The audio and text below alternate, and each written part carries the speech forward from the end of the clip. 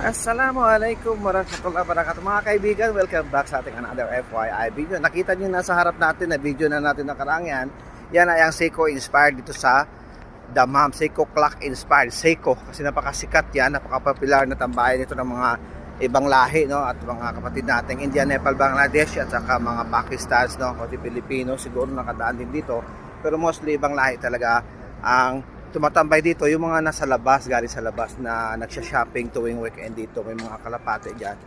Dumaan tayo dito dahil gusto nating makita kung may nagbibenta ng mga manok dyan, no? Kasi ang kaibigan natin si Sir Larry Baracena, nagpapahanap ng manok na bukay, yung bantres.